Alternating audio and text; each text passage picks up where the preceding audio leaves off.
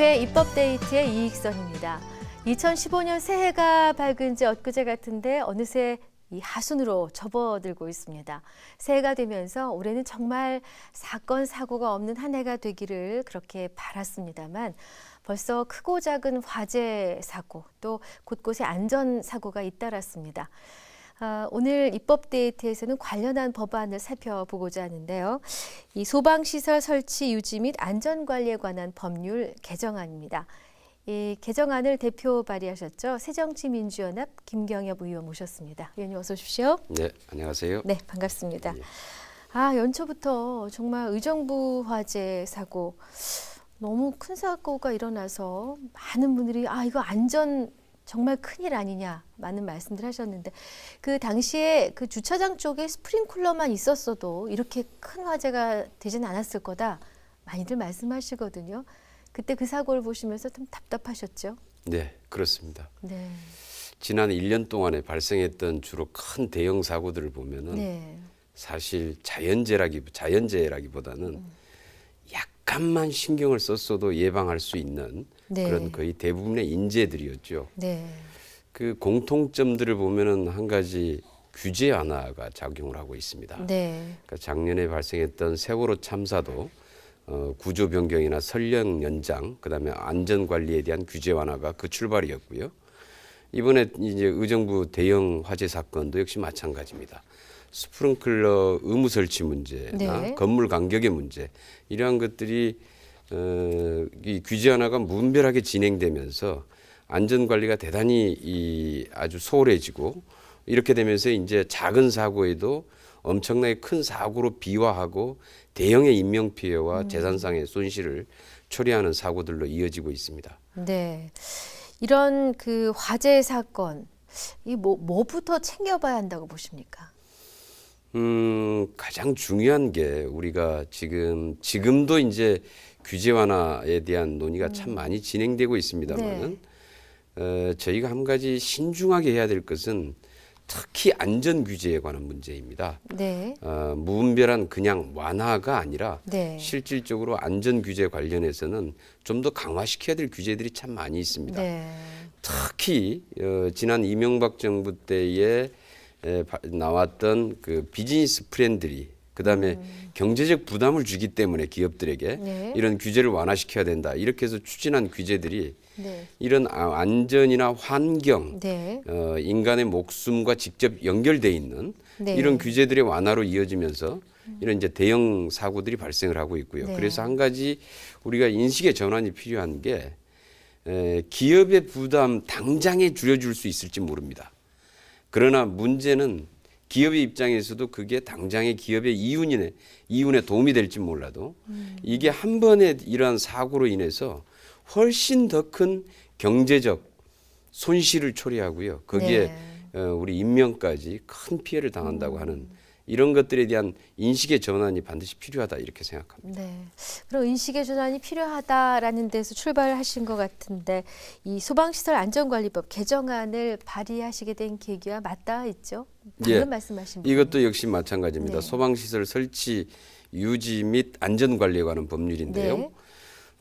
여기에 대해서 관심을 갖게 된 것은 지난 그 상황심리 2호선 지하철 추돌 사고 있었죠. 있었죠. 예. 그리고 4호선 금정역 폭발 사고가 있었습니다. 네. 이 지하철이나 자동차 터널에서 사고가 굉장히 빈번하게 발생을 하고 있는데요. 네. 문제는 이런 터널 내에서 긴급 대피에 필수적인 피난 유도등, 네네. 유도등이 설치가 되어 있지 않거나 또는 설치가 되어 있더라도 비형식 제품, 네. 그러니까 문제가 좀 있는 제품들이 많이 있다라는 거예요. 네, 그래서 네.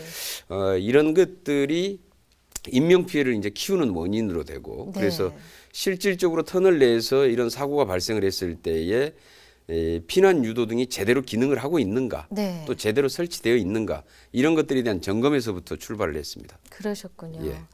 그러면은 그 터널마다 일률적으로 어떤 터널이든지 사고가 발생해서 혹은 전기가 더 이상 공급되지 않는 상황에서 안전을 확보하기 마련된 방제 시설이 일률적으로 되어 있는 것인지 혹은 터널이나 뭐 규모나 시설에 따라 조금씩 다르게 되는 것이 이것을 뭐 법적으로 규정하고 있지는 않았습니까? 예, 그게 이제 터널에 따라서 조금씩 좀 차이가 차이가 있는데요. 있었군요.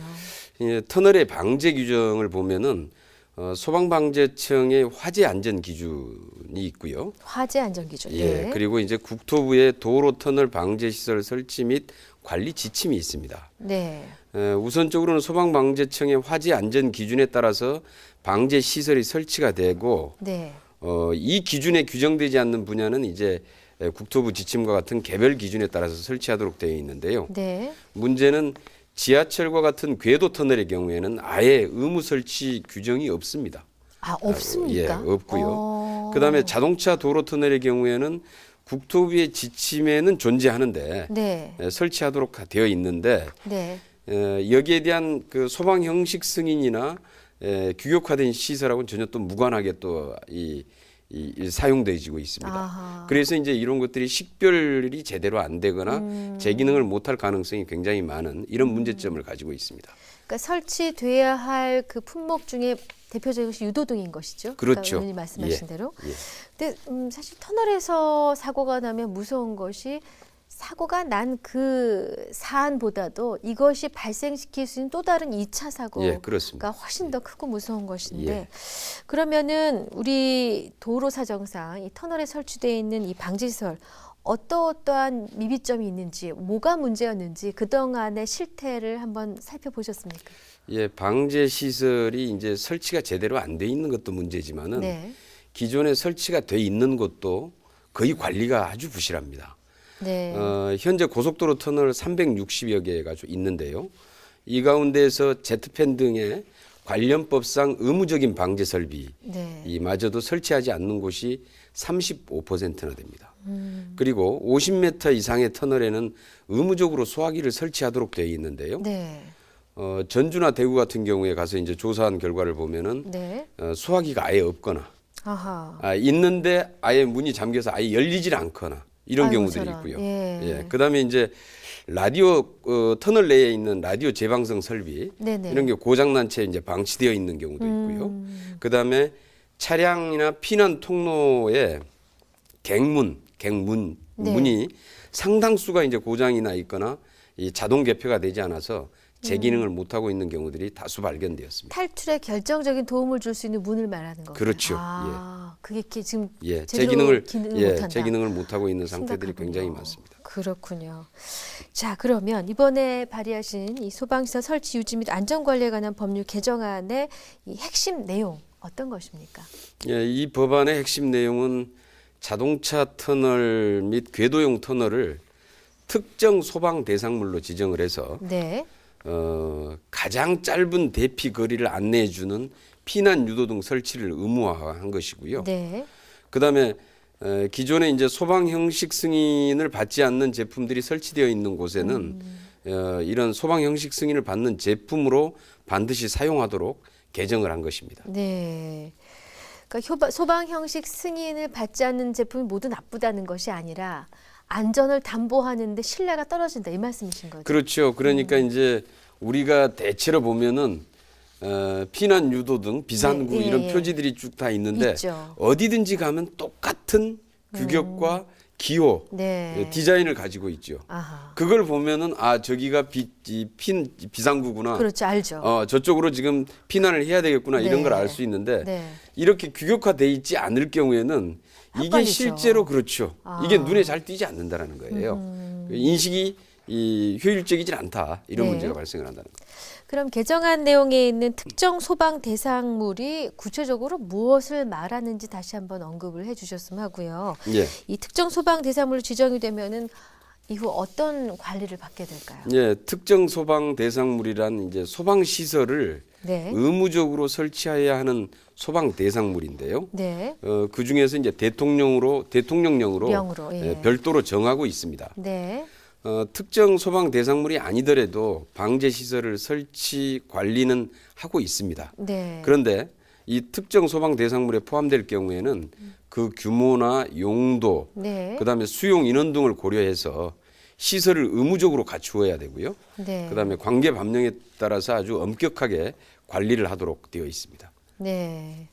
사실 그 지난번 그 지하철 사고 때 안전 방송 차량 내에 있으라고 안전 방송을 했지만 모두 나오셨다는 얘기를 그렇죠. 듣고 참 기가 막힐 노릇이었었는데 문제는 모두 남아서 어디로 피했느냐의 문제도 그렇죠. 심각합니다. 자칫 잘못했으면 정말 어마어마한 피해가 그렇죠. 날 뻔한 예, 그런 그렇습니다. 사고였는데 진작에 필요했던 법안으로 보여집니다.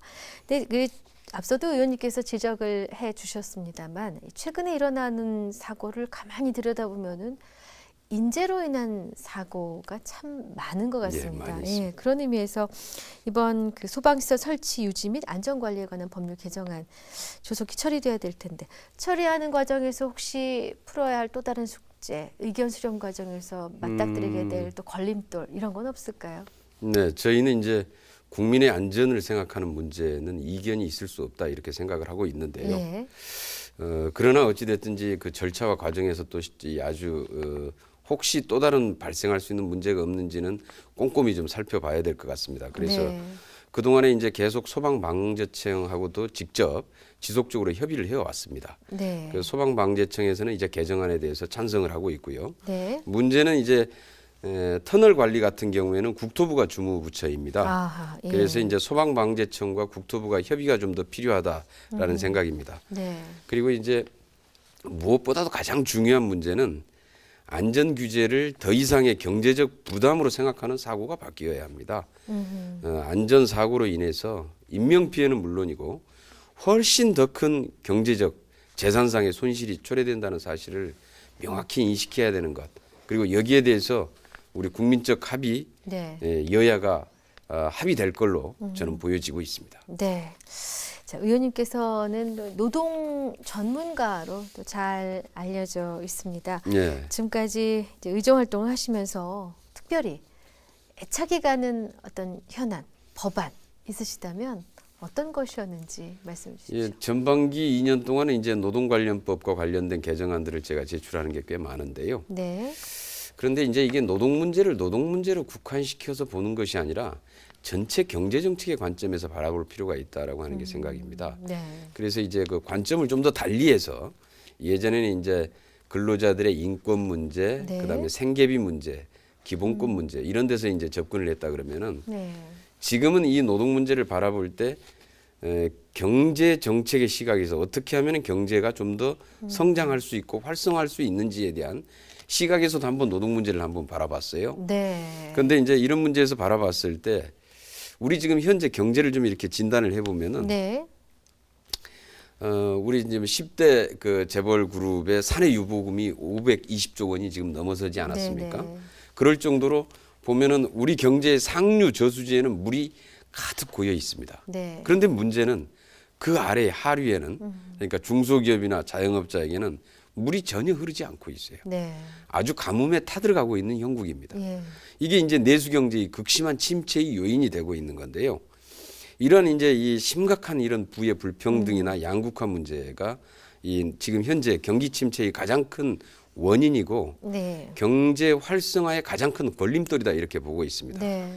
그래서 이 상류 저수지의 고인 물을 이렇게 아래로 흘려보내는 것을 이제 경제 민주화라고 얘기하지 않습니까? 네.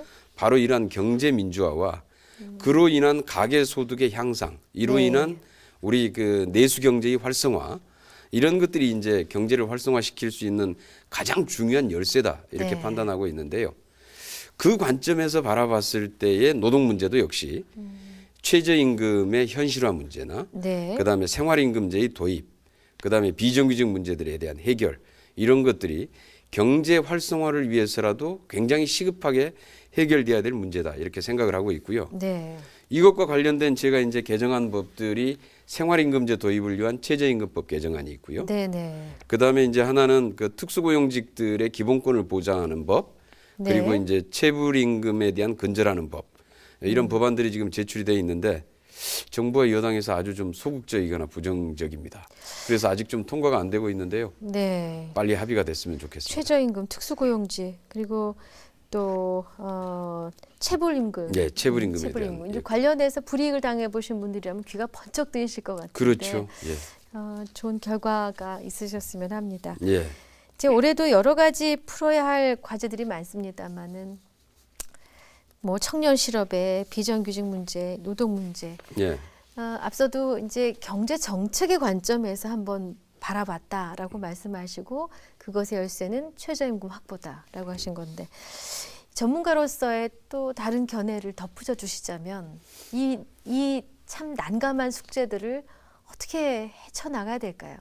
그러니까 이제 저도 저번에 이제 정기국회 당시에 내놓은 법 중에서 건설산업기본법 개정안이 있습니다. 건설산업기본법 개정안. 이 법 개정안은 이제 주요한 내용이 뭐냐면은 이제 대형 종합건설 회사들이 네. 하도급 업체들에게 이제 이 부리는 횡포를 좀 근절을 시키자. 네, 이게 엊그제도 아주 한 공중파에 그런 내용이 방송이 정말 되더군요. 심각합니다. 이 예, 상황이. 예. 그래서 뭐 대금을 현금으로 주지 않고 그냥 갖다가 이 물건으로 그냥 떠넘긴다 할지. 그리고 일단 그렇죠. 해놓고서 계약서 안 쓰고 나중에. 계약서 안 쓰고 나중에 계약서를 쓰더라도 계약서들을 지키지도 않고요. 네.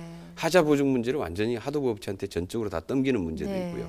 그런데 이제 이 문제가 결국은 하도급 업체들의 수많은 도산으로 이어집니다. 맞습니다. 그렇게 되면은 거기에 하도급 업체가 도산하는 것도 문제지만 거기에서 일하는 근로자들은 다 체불임금화됩니다. 그렇죠. 그래서 이 문제를 좀 해결하기 위해서 이제 건설산업기본법 개정안을 발의를 했는데요. 이게 빨리 통과되면은 아마 우리 좀 대형 건설사들도 좀 살고 그리고 정말 거기에서 하도급 업체들 우리 중소기업들도 살아날 수 있고 네. 우리 근로자들도 좀 체불임금에 대한 걱정 없이 안정적으로 일할 수 있지 않을까 이런 네. 좀 기대감도 있습니다. 네. 그리고 이제 우리 좀 노동 문제와 관련해서 지금 현재 이미 좀 해결이 됐어야 되는데요. 네. 아주 좀 시급하죠. 실근로시간 단축을 통해서 고용률을 향상시키는 문제나 네. 그다음에 이제 통상임금 문제를 해결해서 네. 이것도 역시 가계소득주도 성장에 기여할 수 있는 방향으로 이 문제도 해결해 나가는 것 이런 것도 굉장히 좀 시급한 우리 좀 그 노동 관련 문제이기도 하고 우리 경제 활성화의 주요한 문제이기도 하고 그렇게 보여집니다. 그렇군요. 이제 두 가지 정도 질문을 드릴까 합니다. 이제 하나는 지역구 현안이고요. 또 하나는 또 이제 의원님 상임위 국토교통위원회 위원으로 계시기 때문에 상임위 질문을 먼저 좀 드리겠습니다. 예.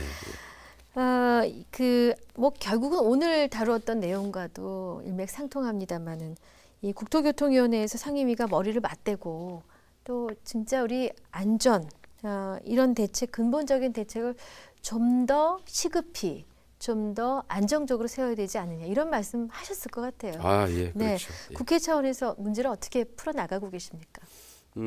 그래서 지금 전반적으로 지금 국회 차원에서는 이제 그 안전 규제는 강화시키는 방향이어야 된다라는 안전 데 규제 대해서 강화, 예. 그 부분에 대해서는 이의는 없는 것 같습니다. 여야가 똑같이. 예.